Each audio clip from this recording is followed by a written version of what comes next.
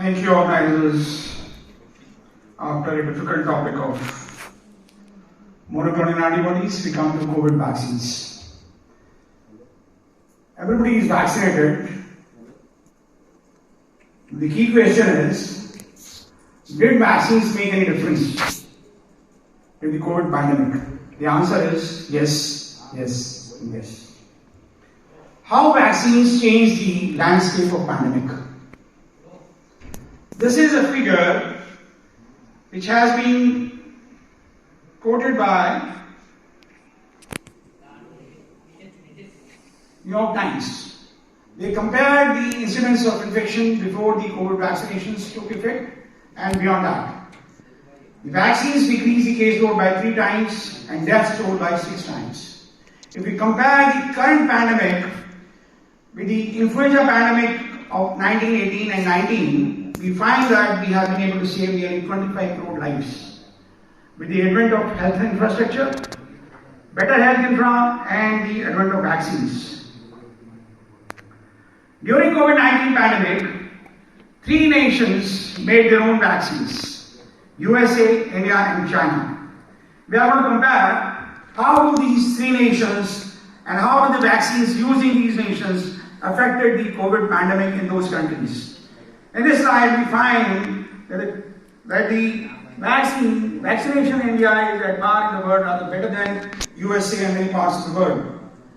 This is the 4 years for post-marketing surveillance data of efficacy of vaccine for quote hypothesis. If we compare the vaccines used in India and the USA, we find that this is the curve of vaccines used in the USA, the death cases, and this is the death toll in India. USA started vaccinating its people when the first wave was on the ascent, while India started vaccinating its people when the first wave was on the descent. But the vaccination in India reached its peak when the second wave was in the peak. That is, most of the people had been infected with the Delta variant. Our vaccines, if they had an effect, you can see that the area under the curve in the USA is much more than the area under the curve in India. So, Indian vaccines were much more effective than the vaccines produced and used in USA. But nobody is going to talk about it, because the narrative is set by people and the journals which are owned by the Western countries. And we are all used to follow that data. But if the data is in front of your eyes, if you see the death toll in USA despite the vaccines and see the death toll in India with the vaccines that we use in our country. In USA, population is 4 times less than that of India. But the death toll in USA was double that of in India. So it means we had nearly saved 8 to 9 times of the lives using our vaccines. Our vaccines were effective not only against the original Wuhan virus, but they were also effective against the evolving variants of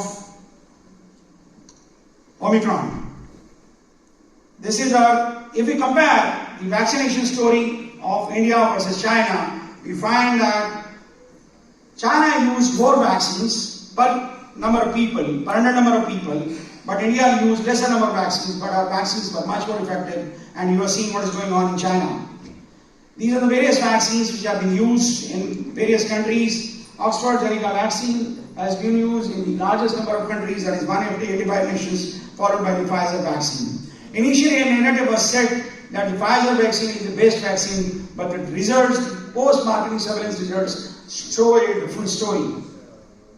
These are the vaccines used in India: Covaxin, Corbevax, Covax, Covishield, and Gemcovax 19 and Zycovir. I'm going to switch over certain slides. The Covishield was the main vaccine used in India. Nearly more than 85% of cases, 15% were rest of the vaccines. Corbevax, first indigenously developed protein supplement vaccine. Very important thing about this vaccine, on 8th of August, this was the first vaccine to be approved for heterologous prime boost as a precautionary dose. Zycovir needleless vaccine. I salute the soil of this platform, Ahmedabad, which gave the world its first DNA vaccine. World's first plasmid DNA vaccine authorized for COVID-19. Vaccine was 66.6% effective. It's not a fluke that the vaccines got developed here. Many DNA vaccines failed, but the vaccines made in this country, made in this Ahmedabad, succeeded, and we have a successful vaccine.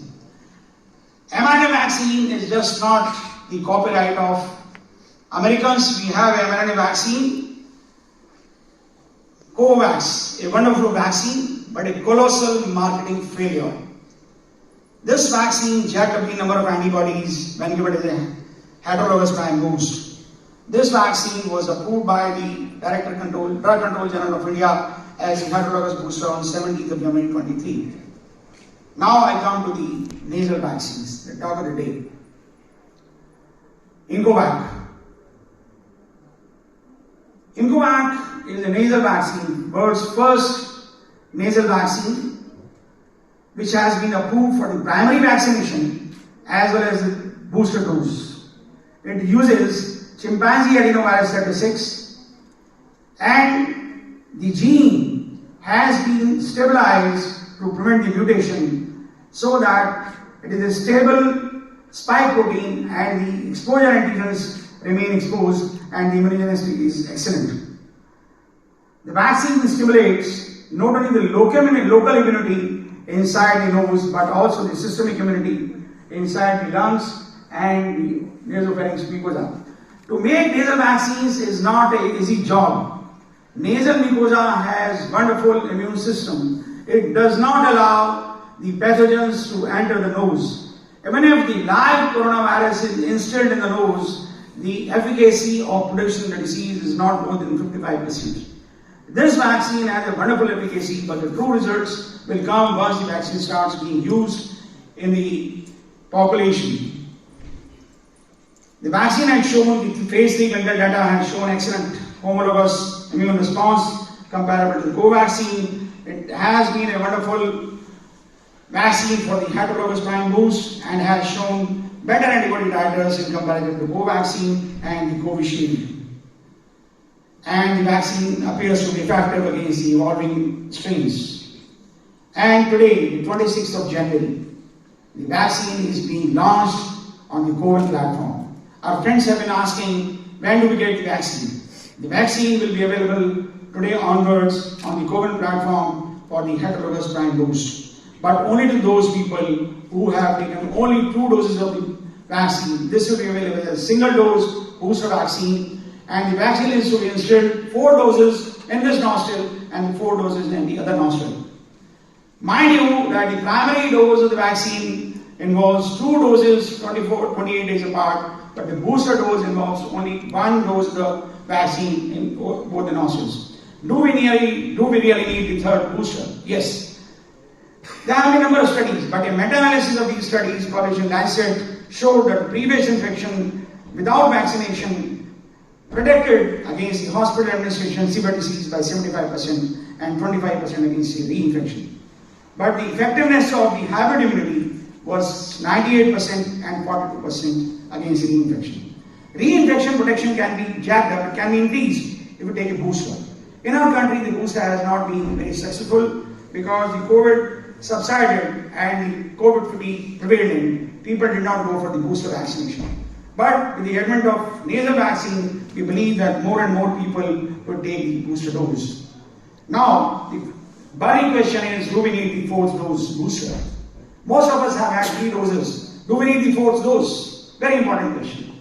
The question was answered by a study done in USA by a group of workers, Akiko Suzuki. Wonderful workers. They analyzed 4 different platforms: single exposure, 2 exposures, 3 exposures, and 4 exposures. And what they found? They found that the repeated exposures to the antigen, they jack up the antibody levels, but the T cell responses go into the platform after the 3rd dose of vaccination. My dear friends, it might be a booster dose for you. For the body, it is just an antigenic challenge, and the body is going to behave in a scientific manner.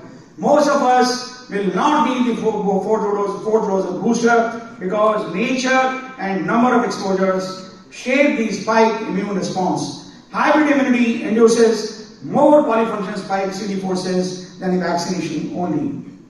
Should we go for a bivalent vaccine in India? The burning question.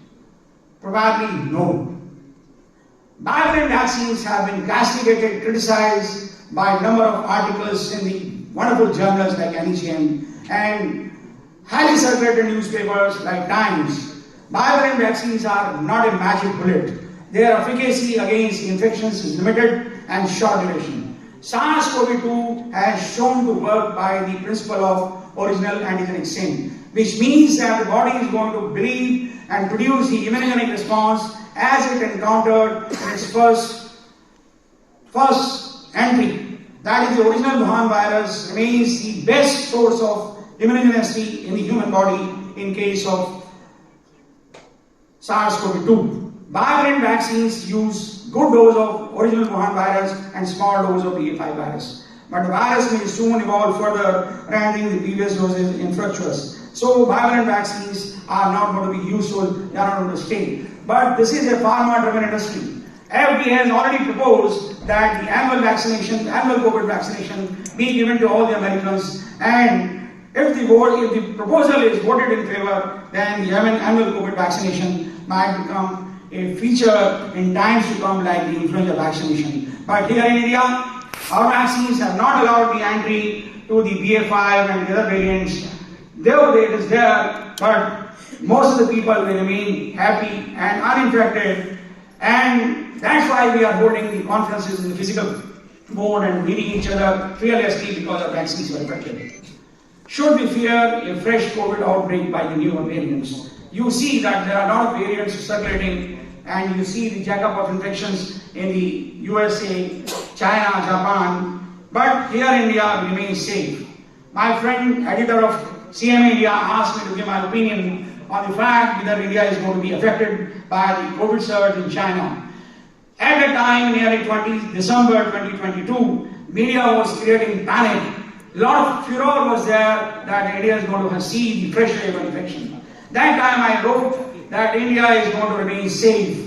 BF7 is not going to enter India. If it enters India, it is not going to enter our citizens because the fur coat which has been created by our vaccines is very effective, and it is going to hold the entry of the newer vaccines into our system. We need not worry about the fresh surge of COVID unless a new virus evolves with higher virulence.